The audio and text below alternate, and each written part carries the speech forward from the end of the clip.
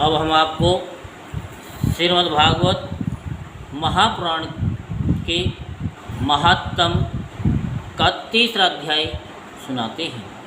उससे पहले थोड़ा सा संकीर्तन करते हैं। ओम नमो भगवते वासुदेवाय। ओम नमो भगवते वासुदेवाय। वासुदेवाय वासुदेवाय वासुदेवाय वासुदेवाय। ओम नमो भगवते वासुदेवाय। ओम नमो भगवते वासुदेवाय। कैसे प्यारी है सूरत मेरे श्याम की, कैसी सूरत है जपती है माला तेरे नाम की। राधा जपती है माला तेरे नाम की। ओम नमो भगवते वासुदेवाय। ओम नमो भगवते वासुदेवाय। वासुदेवाय वासुदेवाय वासुदेवाय। ओम नमो भगवते वासुदेवाय। ओम नमो भगवते वासुदेवाय। कैसी प्यारी है सूरत मेरे श्याम की, कैसी प्यारी है सूरत मेरे श्याम की। राधा जपती है माला तेरे नाम की। राधा जपती है माला तेरे नाम की। ओम नमो भगवते वासुदेवाय। ओम नमो भगवते वासुदेवाय। ओम नमो भगवते वासुदेवाय। ओम नमो भगवते वासुदेवाय। कैसी प्यारी है सूरत मेरे श्याम की, कैसी प्यारी है सूरत मेरे श्याम की। राधा जपती है माला तेरे नाम की। मैं तो जपता हूँ माला तेरे नाम की। ओम नमो भगवते वासुदेवाय।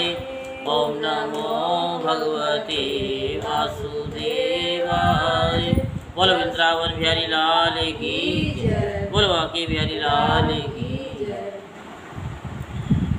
तो अब 3रे अध्याय में आपको हम सुनाते हैं श्रीमद्भागवत की परंपरा और उसका महात्म। भागवत श्रवण से श्रोताओं को भगवत धाम की प्राप्ति के बारे में। तो सूत जी कहते हैं कि उद्धव जी वहाँ एकत्रित हुए सब लोगों को श्री कृष्ण कीर्तन में लगा देखकर सभी का सत्कार किया और राजा परीक्षित को हृदय से लगाकर कहा। उद्धव जी ने कहा, राजन तुम धन्य हो, एकमात्र श्री कृष्ण की भक्ति से ही पूर्ण हो, क्योंकि श्री कृष्ण संकीर्तन के महोत्सव में तुम्हारा हृदय इस प्रकार निमग्न हो रहा है। बड़े सौभाग्य की बात है कि श्री कृष्ण की पत्नियों के प्रति तुम्हारी भक्ति और वज्रनाभ पर तुम्हारा प्रेम है। तात तुम जो कर रहे हो सब तुम्हारे अनुरूप ही है। क्यों ना हो, श्री कृष्ण ने ही तुम्हें शरीर और वैभव प्रदान किया है, अतः तुम्हारा उनके परपोत्र पर प्रेम होना स्वाभाविक ही है। इसमें तनिक भी संदेह नहीं है। समस्त द्वारकावासियों में ये लोग सबसे बढ़कर के धन्य हैं, जिन्हें ब्रज में निवास कराने के लिए भगवान श्री कृष्ण ने अर्जुन को आज्ञा दी थी। श्री कृष्ण का मन रूपी चंद्रमा राधा के मुख की प्रभा स्वरूप चांदनी से युक्त हो उनकी लीला भूमि वृंदावन को अपनी किरणों से सुशोभित करता हुआ यहाँ सदा प्रकाशमान रहता है। श्री कृष्णचंद्र नित्य परिपूर्ण हैं। प्राकृतिक चंद्रमा की भांति उनमें वृद्धि और क्षय रूप विकार नहीं होते। उनकी जो 16 कलाएँ हैं उनसे सहस्त्रों चिन्मय किरणें निकलती रहती हैं। इससे उनके सहस्त्रों भेद हो जाते हैं। इन सभी कलाओं से युक्त नित्य परिपूर्ण श्री कृष्ण इस ब्रजभूमि में सदा ही विराजमान रहते हैं।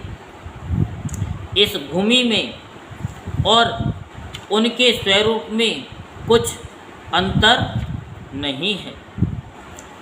परीक्षित, इस प्रकार विचार करने पर सभी ब्रजवासी भगवान के अंग में स्थित हैं। शरणागतों का भय दूर करने वाले जो ये वज्र है, इनका स्थान श्री कृष्ण के दाहिने चरण में है। इस अवतार में भगवान श्री कृष्ण ने इन सबको अपनी योग माया से अभिभूत कर लिया है। उसी के प्रभाव से ये अपने स्वरूप को भूल गए हैं और इसी कारण सदा दुखी रहते हैं।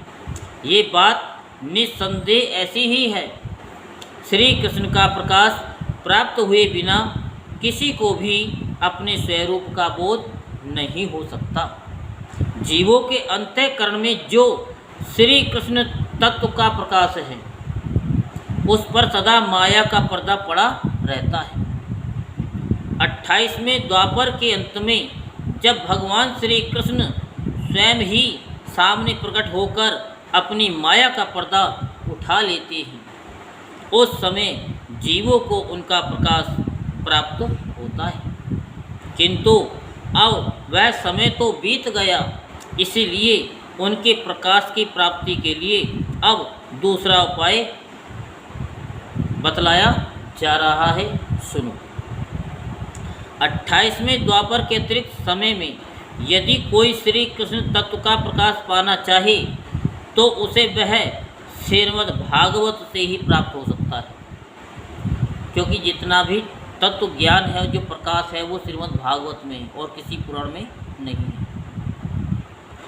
भगवान के भक्त जब कभी श्रीमद् भागवत शास्त्र का कीर्तन और श्रवण करते हैं, वहाँ उस समय भगवान श्री कृष्ण साक्षात रूप से विराजमान रहते हैं। जहाँ श्रीमद् भागवत के एक या आधे श्लोक का पाठ होता है, जो आपको हम प्रतिदिन कराते हैं। कौन सा? सच्चिदानंद रूपाय विश्वोत्पत्त्यादि हेतवे तापत्रे विनाशाय श्री कृष्णाय वयं नमः। तो इसे बोलने से पूरी भागवत का फल हमको मिल जाता है और भगवान हमारे हृदय में विराजमान हो जाते हैं और वो प्रकाशित होने लग जाते हैं। तो एक या आधे श्लोक का पाठ होता है, वहाँ श्री कृष्ण अपनी प्रियतमा गोपियों के साथ विद्यमान रहते हैं। पर देख पाना हर एक की बस की बात नहीं है। जब तक वो माया का पर्दा नहीं हटेगा, तब तक आप नहीं देख पाओगे। इस पवित्र भारतवर्ष में मनुष्य का जन्म पाकर भी जिन लोगों ने पाप के अधीन होकर श्रीमद् भागवत नहीं सुना, क्या नहीं किया, तो कौन सा फल नहीं मिलेगा? आम का, खरबूजे का? भगवान के कथा नहीं सुनेंगे तो कोई फल। मानो क्या कर रहे हैं वो? अपने ही हाथों अपनी हत्या कर ली, अपनी हत्या कर ली, सुसाइड, अपने आप को सुसाइड कर ली, अपने आप को। एक तो आप देखते ही सुसाइड करते हैं लोग। जिसने भागवत नहीं सुनी तो समझ लो वो अपनी आत्महत्या कर रहे हैं। जिन बड़ भागियों ने प्रतिदिन एवरी डे श्रीमद् भागवत शास्त्र का सेवन किया है, अब जो रोज़ सुन रहे हैं अब उनका सुनो। उन्होंने अपने पिता, माता और पत्नी तीनों ही कुल का भली भांति उद्धार कर दिया। बात समझ में आई? जो सुन रहे हैं, श्रीमद् भागवत के स्वाध्याय और श्रवण से ब्राह्मणों को विद्या का प्रकाश प्राप्त होता है। क्षत्रिय लोग शत्रुओं पर विजय पाते हैं, वेश्यों को धन मिलता है और शूद्र स्वस्थ निरोग बने रहते हैं। स्त्रियों तथा अंतजे आदि अन्य लोगों की भी इच्छा श्रीमद् भागवत से पूर्ण होती है। भागवत से सभी इच्छाएं पूर्ण हो जाती हैं। अतः ऐसा कौन सा भाग्यवान पुरुष है जो श्रीमद् भागवत का नित्य ही सेवन नहीं करेगा? सभी करते हैं, सभी करते हैं, चाहे वो कैसे भी करें, राजी करें गैर राजी करें, काम नहीं होते हैं। तो सब कर ही रहे हैं। क्योंकि जब पंडित जी बोल देते हैं ना कि हाँ जी चमक दमक रुद्राभिषेक कराओ,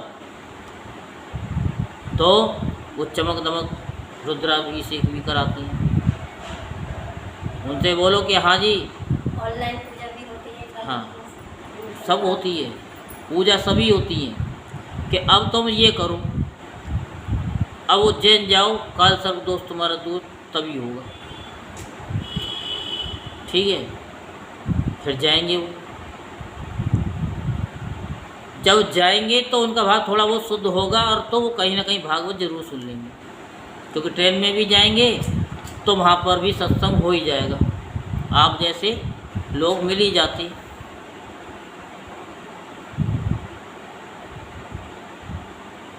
तो ऐसा कोई भी पुरुष नहीं है, कोई भी ऐसी स्त्री नहीं है जो भागवत की कथा को ना सुने।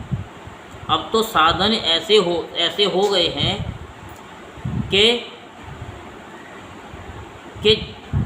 जहाँ वो भागवत के दो शब्द बोले नहीं कि अपने आप ऋषि मुनि गण जितने भी हैं ना वहाँ सब खिंचे चले आते हैं। अनेकों जन्मों तक साधना करते करते जब मनुष्य पूर्ण सिद्ध हो जाता है तब उसे श्रीमद् भागवत की प्राप्ति होती है। अनेकों जन्मों के साधन ऐसे नहीं मिल जाता, तो ट्रेन में तो बहुत सारे जाती है, जरूरी है उस ट्रेन में भागवत पढ़ने वाले ही जाएंगे, कुछ लुच्चे लुफंगे भी चले जाएंगे। लेकिन उन्होंने जो भागवत या कोई पूजा करी है, जन्म जन्मांतर का जो कुछ भी अगर अंकुरित हो गया है तो उन्हें कोई ना कोई आप जैसा भागवत सुनाने वाला वहाँ पे मिल जाएगा। कि भागवत सुनने से क्या फल मिलता है। आप जैसे ही किसी को बता दो कि हाँ जी हमारे गुरुजी यूट्यूब पर हैं, ये भागवत सुन लो चलते चलते, तो उसका तो उद्धार हो गया, सुनने वाले का भी हो गया, जिसने प्रचार कर दिया उसका भी उद्धार हो गया। तो ये बताया ना प्रचार के बारे में। और प्रचार के लिए ही व्यास जी ने सुखदेव जी को चुना, क्योंकि इसका प्रचार भी हर एक आदमी नहीं कर सकता। जब हजारों करोड़ों में से कोई एक ऐसा होता है जिसको बताएंगे ना, कोई एक ही इसका प्रचार कर पाता है। नारद जी कौन है, प्रचार मंत्री है कि नहीं है? जहाँ जाएंगे वहीं प्रचार कर देंगे, करते ही नहीं करते हैं। तभी वो बिना रोक टोके किसी भी लोक में घुस जाती, नारायण नारायण नारायण करती हो। जैसे किसी को ढोलक बजानी आती हो और कीर्तन हो रहा हो, चाहे वो किसी रूप में भी पहुँच जाए, चाहे 10 जने ढोलक बजाने वाले हों, लेकिन किसी न किसी भजन पे उसको वहाँ दूर से बैठा हुआ पास में बुला लिया जाएगा।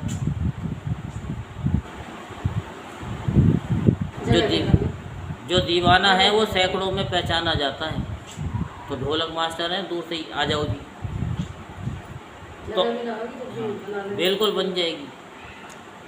तो ये प्रचार का ही सारा खेल है। जब तक हम प्रचार नहीं करेंगे तब तक हमारी वो चीज़ निकलेगी नहीं।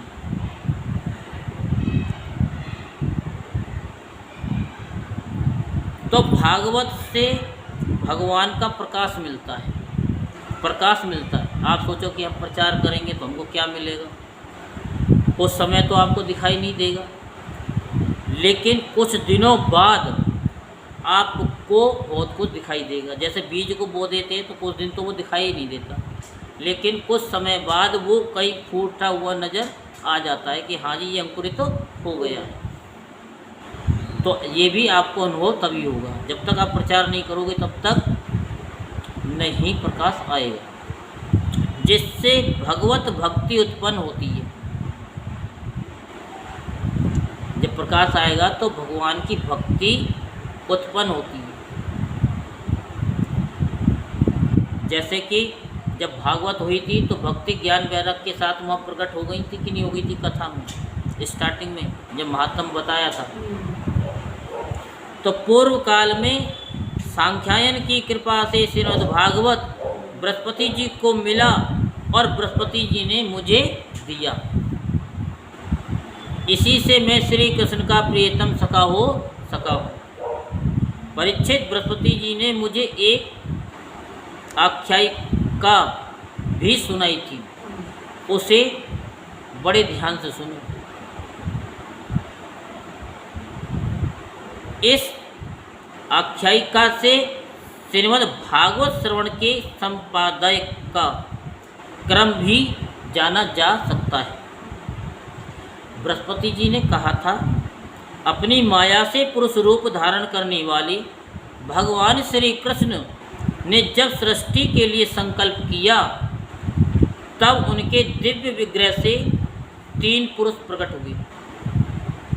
इनमें रजोगुण प्रधानता से ब्रह्मा, सत्गुण और प्रधानता से विष्णु और तमोगुण की प्रधानता से रुद्र प्रकट हुए।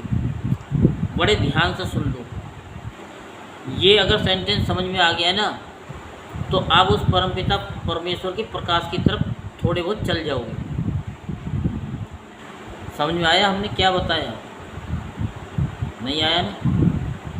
हाँ तो गया, पर ये तमोगुण से सतोगुण से तो वे सतोगुण से विष्णु,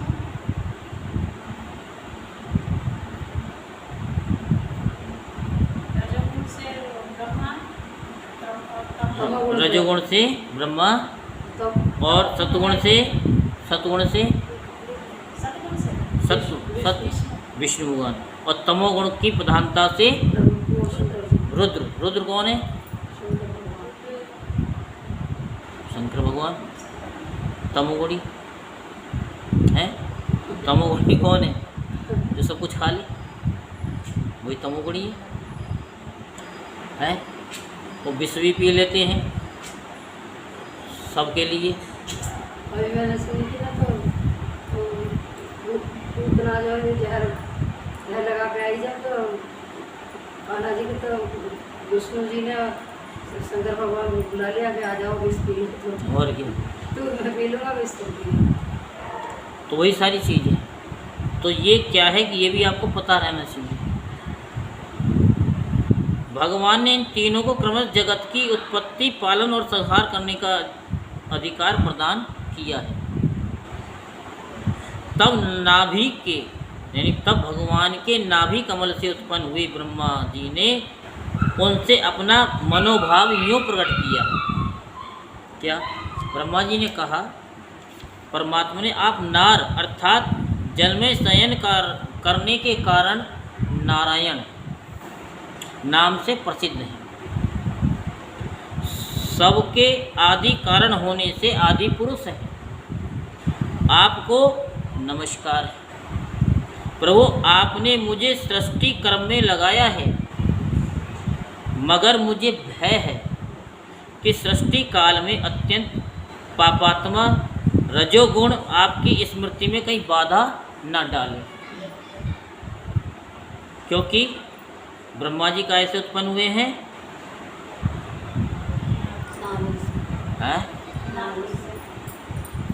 वो तो हुए, लेकिन उनका कौन सा गुण है? रजोगुण। रजोगुण बीच का है ना। तो वो वही तो कह रहे हैं कि कहीं बाधा न डालें। अतः कृपा करके ऐसी कोई बात बताएं जिससे आपकी याद बराबर बनी रहे।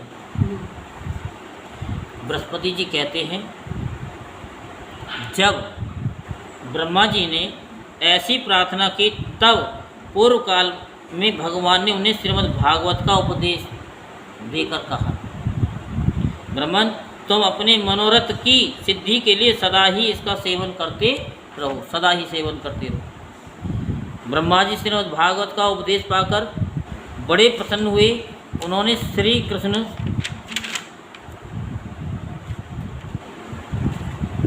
की नित्य प्राप्ति के लिए तथा 7 आवरणों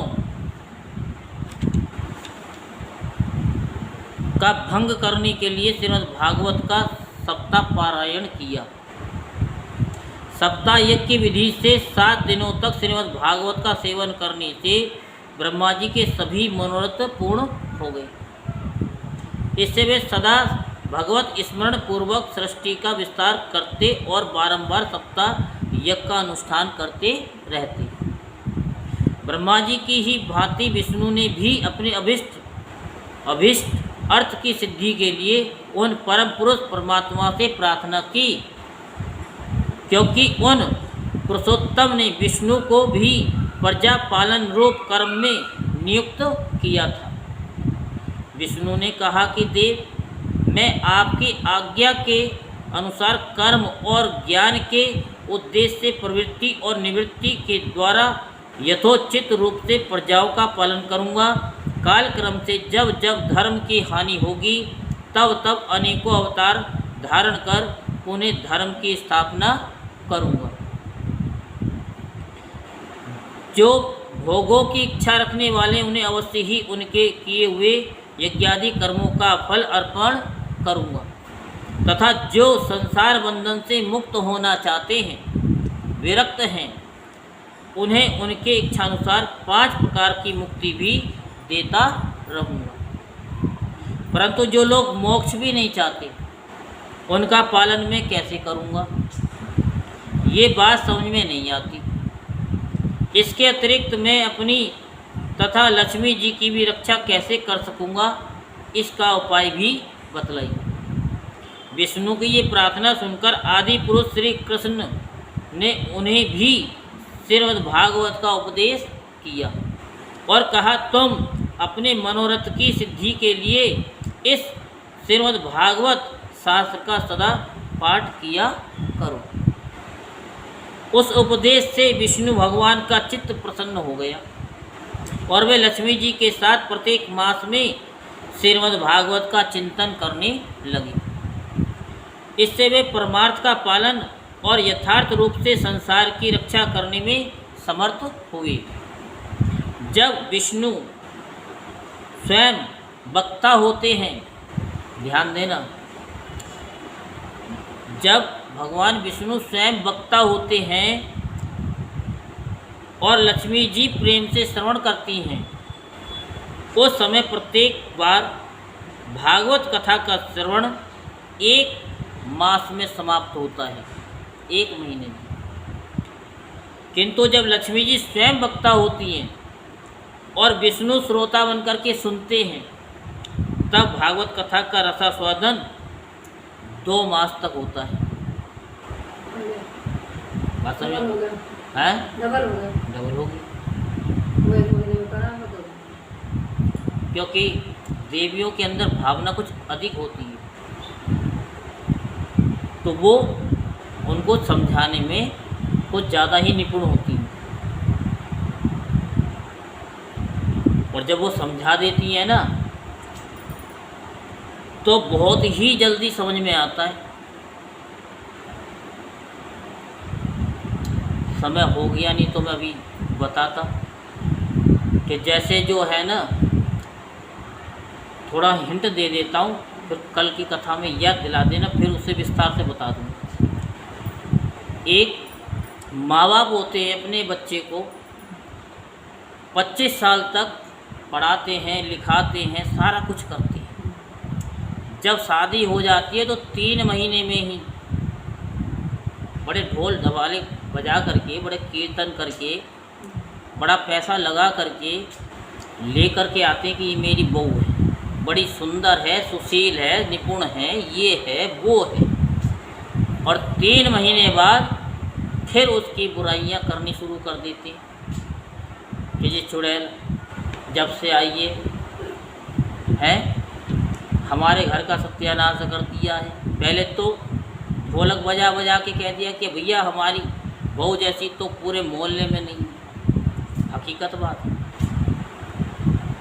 कभी आप सोचो, विचारो, हरि को पुकारो कि 25 साल तक तुमने पढ़ाया लिखाया, संस्कार दिए, और 3 महीने में क्या वो एक रात में बोल देते हैं कि एक रात में काली मूर्ति ने ऐसा सिखा दिया है कि बस अपने वश में कर लिया है कि 25 साल तक तुम कुछ नहीं पढ़ा पाए तो वो एक रात में क्या पढ़ा देगी। 2 महीने में पढ़ा दिया। लड़का सही हो तो सब सही हो। 3 महीने में ही कि वो काले मूर्ति ने सारा सिखा दिया, उसके पढ़ाने से सब कुछ आ गया। सोचो तुम्हारे अंदर क्या कमी है। बच्चे के अंदर कमी बताते हो किसी दूसरे के, हैं? पहले अपनी कमी देखो ना, तुमने क्या संस्कार दिए। अगर तुम्हारे संस्कार होते तो वो काले मूड की, क्या तुम क्या सफ़ेद मूड के हो, हैं? दोनों जने वो काले मूड की नहीं सिखा दिया है। सोचने वाली बात है। अब हम आपको कथा सुनाते हैं। उस समय कथा बड़ी सुंदर, बहुत ही रुचिकर होती है, क्योंकि वो समझाने में बड़ी निपुण होती है, समय लगता है। उनकी तरह नहीं है कि 2-3 महीने में कि सारा बस में कर लिया। अपनी कमी नहीं गिनवाएंगे, हमारी कमी ये है। इसका कारण ये है कि विष्णु तो अधिकारूढ़ हैं, उन्हें जगत के पालन की चिंता करनी पड़ती है, पर लक्ष्मी जी इन झंझटों से अलग हैं, झंझटों से अलग हैं। अतः उनका हृदय निश्चिंत है। इसी से लक्ष्मी जी के मुख से भागवत कथा का रसास्वादन अधिक प्रकाशित होता है।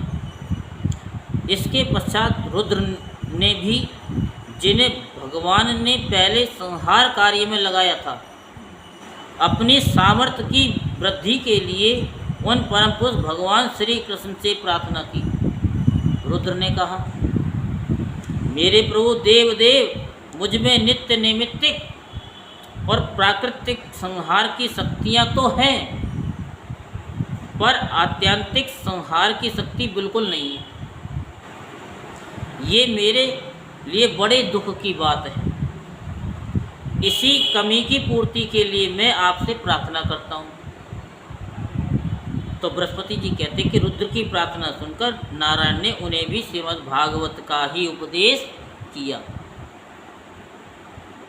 सदाशिव रुद्र ने 1 वर्ष में 1 पारायण के क्रम से भागवत कथा का सेवन किया। अब देखो, विष्णु भगवान भी सुन रहे भागवत हैं,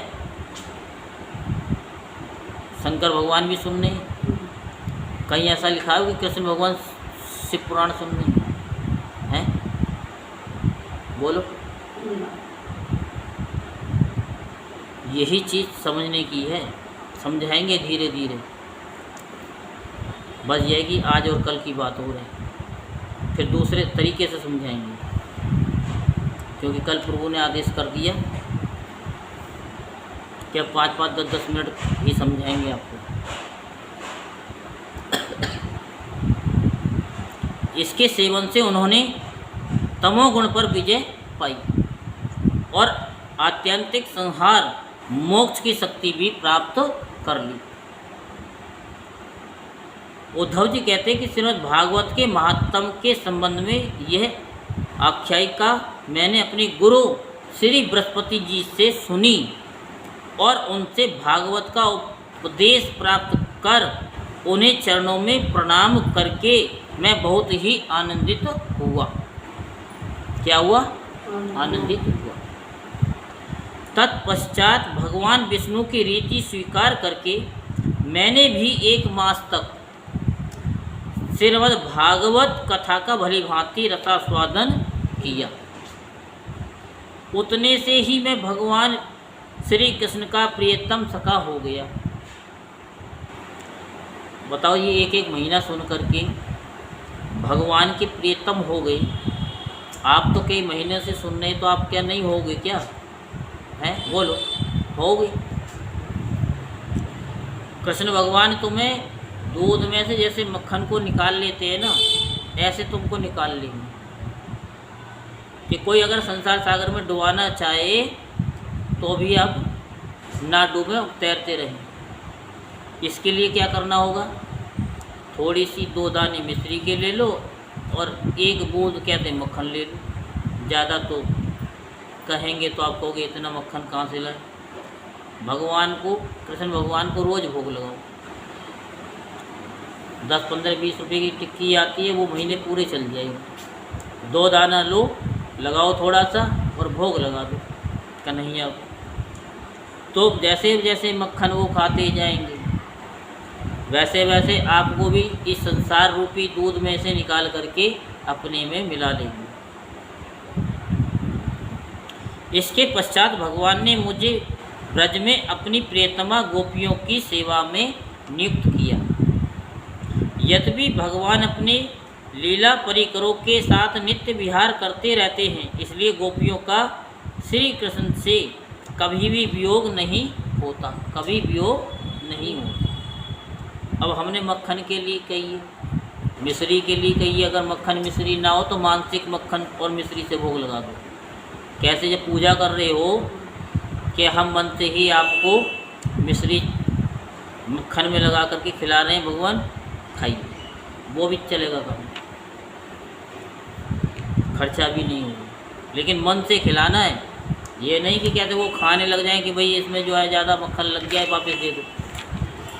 हाँ, बहुत से लोग कर देते हैं, बताया था ना विस्तार से। तथापि जो भ्रम से विरह वेदना का अनुभव कर रही थी, उन गोपियों के प्रति भगवान ने मेरे मुख से भागवत का संदेश कहलाया।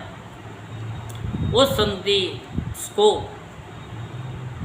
अपनी बुद्धि के अनुसार ग्रहण कर गोपियां तुरंत ही विरह वेदना से मुक्त हो गई। मैं भागवत के इस रहस्य को तो नहीं समझ सका, किंतु मैंने उसका चमत्कार प्रत्यक्ष देखा है। आप कथा सुन रहे हो और कथा सुनते सुनते भी चमत्कार नहीं हो रहा, तो समझ लो कि आप कथा को ध्यान से नहीं सुन रहे हो। क्योंकि यहाँ ओरा आपके लिए नहीं, यूट्यूब पे, फेसबुक पे जहाँ भी ये कथा जा रही है, उनका भी ओरा बदल रहा है और उनके घर में भी आनंद की अनुभूति हो रही है। तो इसके बहुत समय के बाद जब ब्रह्मादि देवता आकर भगवान से अपने परम धाम में पधारने की प्रार्थना करके चले गए थे, उस समय पीपल के वृक्ष की जड़ के पास अपने सामने खड़े हुए मुझे भगवान ने श्रीमद् भागवत विषयक उन रहस्य का स्वयं ही उपदेश किया और मेरी बुद्धि में उसका दृढ़ निश्चय करा दिया। उसी के प्रभाव से मैं बद्रिकाश्रम में रहकर भी यहाँ ब्रज की लताओं और बेलों में निवास करता हूँ। उसी के बल से यहाँ नारद कुंड पर सदा स्वेच्छानुसार विराजमान रहता हूँ। भगवान के भक्तों को श्रीमद् भागवत के सेवन से श्री कृष्ण तत्व का प्रकाश प्राप्त हो सकता है, होगा नहीं, हो सकता है। इस कारण यहाँ उपस्थित हुए इन सभी भक्तजनों के कार्य की सिद्धि के लिए मैं श्रीमद् भागवत का पाठ करूँगा, किंतु इस कार्य में तुम्हें ही सहायता करनी पड़ेगी। सूत जी कहते, ये सुनकर राजा परीक्षित उद्धव जी को प्रणाम करके उनसे बोले। परीक्षित ने कहा कि हरिदास उद्धव जी, आप निश्चिंत होकर श्रीमद् भागवत कथा का कीर्तन करें। इस कार्य में मुझे जिस प्रकार की सहायता करनी आवश्यक हो उसके लिए आज्ञा दें। सूत जी कहते परीक्षित का ये वचन सुनकर उद्धव जी मन ही मन बहुत प्रसन्न हुए और बोले। उद्धव जी ने कहा, राजन, भगवान श्री कृष्ण ने जब से इस पृथ्वी तल का परित्याग कर दिया है तब से यहाँ अत्यंत बलवान कलयुग का प्रभुत्व हो गया है। जिस समय ये शुभ अनुष्ठान यहाँ आरंभ हो जाएगा, बलवान कलयुग अवश्य ही इसमें बहुत बड़ा विघ्न डालेगा। इसलिए तुम दिग्विजय के लिए जाओ और कलयुग को जीतकर अपने वश में करो। इधर मैं तुम्हारी सहायता से वैष्णवी रीति का सहारा लेकर 1 महीने तक यहाँ श्रीमद् भागवत कथा का रसास्वादन करूँगा और इस प्रकार भागवत कथा के रस का प्रसार करके इन सभी श्रोताओं को भगवान मधुसूदन के नित्य गोलोक धाम में पहुँचाऊँगा। सूत जी कहते उद्धव जी की बात सुनकर राजा परीक्षित पहले तो कलयुग पर विजय पाने के विचार से बड़े ही प्रसन्न हुए, परंतु पीछे ये सोचकर कि मुझे भागवत कथा के श्रवण से वंचित ही रहना पड़ेगा, चिंता से व्याकुल हो उठे। उस समय उन्होंने उद्धव जी से अपना अभिप्राय इस प्रकार प्रकट किया। राजा परीक्षित ने कहा कि हे तात, आपकी आज्ञा के अनुसार तत्पर होकर मैं कलयुग को तो अवश्य ही अपने बस में करूँगा, मगर श्रीमद् भागवत की प्राप्ति मुझे कैसे होगी? मैं भी आपके चरणों की शरण में आया हूँ, अतः मुझ पर भी आपको अनुग्रह करना चाहिए। सूत जी कहते हैं कि उनके इन वचनों को सुनकर उद्धव जी पुनः बोले। उद्धव जी ने कहा कि राजन, तुम्हें जो किसी भी बात के लिए किसी प्रकार की चिंता नहीं करनी चाहिए, क्योंकि इस भागवत शास्त्र के प्रधान अधिकारी तो तुम ही हो। संसार के मनुष्य नाना प्रकार के कर्मों में रचे बचे हुए हैं। ये लोग आज तक प्राय भागवत श्रवण की बात भी नहीं जानते। तुम्हारे ही प्रसाद से इस भारतवर्ष में रहने वाले अधिकांश मनुष्य श्रीमद् भागवत की प्राप्ति होने पर शाश्वत सुख प्राप्त करेंगे। महर्षि भगवान श्री सुखदेव जी साक्षात नंदनंदन श्री कृष्ण के स्वरूप हैं। वे ही तुम्हें श्रीमद् भागवत की कथा सुनाएंगे, इसमें तनिक भी संदेह की बात नहीं। राजन, उस कथा के श्रवण से तुम ब्रजेश्वर श्री कृष्ण के नित्य धाम को प्राप्त करोगे। इसके पश्चात इस पृथ्वी पर श्रीमद् भागवत कथा का प्रचार होगा। अतः राजेंद्र परीक्षित, तुम जाओ और कलयुग को जीतकर अपने वश में करो।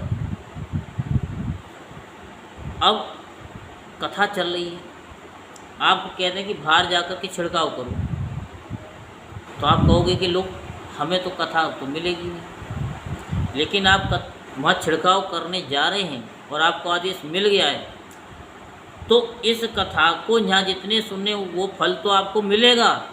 साथ साथ में जो वक्ता होते हैं, जो विष्णु भगवान का स्वरूप होते हैं, साक्षात विष्णु भगवान आपको एक क्षण में उस कथा का सार तो समझाएंगे और साथ साथ भगवान की प्राप्ति भी आपको शीघ्र हो जाएगी।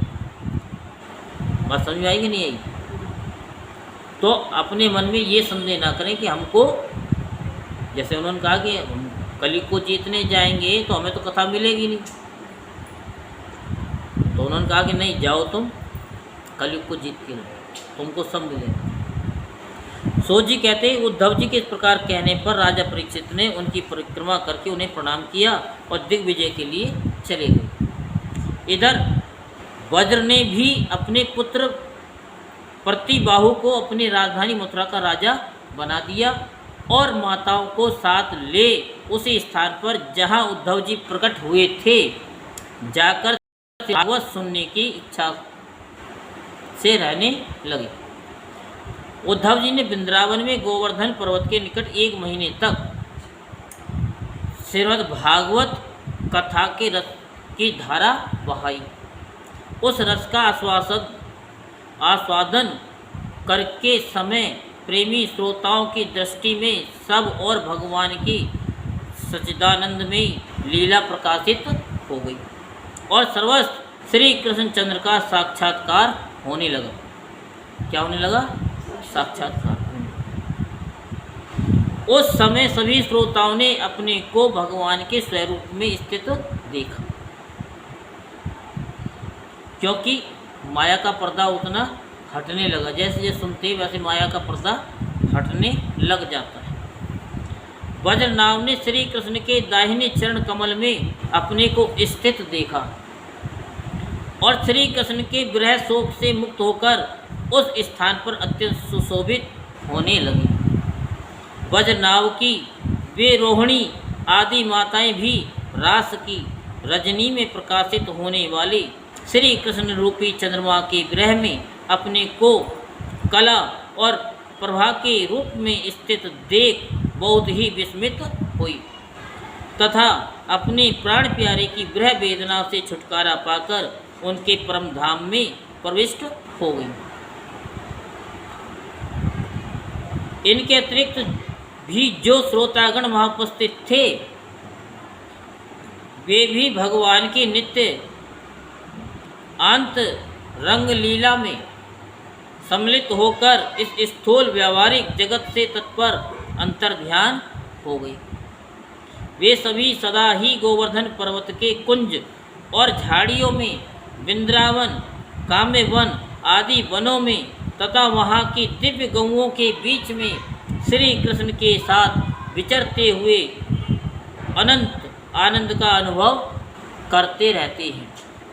जो लोग श्री कृष्ण के प्रेम में मग्न हैं उन भावुक भक्तों को उनके दर्शन भी होते हैं। सोच जी कहते हैं जो लोग इस भगवत प्राप्ति की कथा को सुनेंगे और कहेंगे उन्हें क्या होगा? भगवान मिल जाएंगे। मैं नहीं कह रहा हूँ, भागवत कह रही है। और उनके दुखों के अंत हो जाएगा। जब एक ही काम से भगवान भी हमको मिल रहे हैं और हमारे दुखों का सदा के लिए अंत हो रहा है तो फिर हम क्यों कहें कि दुख काटो, मैं तो खड़ी रे खड़ी, मैं तो पड़ी रे पड़ी। अरे ये कौन सा नियम है? कथा सुनो भगवान की, भगवान भी मिल जाएंगे और दुख भी चले जाएंगे। तो यहीं पर श्रीमद् भागवत महापुराण के जो लास्ट का महात्म है वो उसका तीसरा अध्याय संपूर्ण होता है। बोलो वृंदावन बिहारी लाल की जय। जय श्री राधे श्याम, जय श्री राधे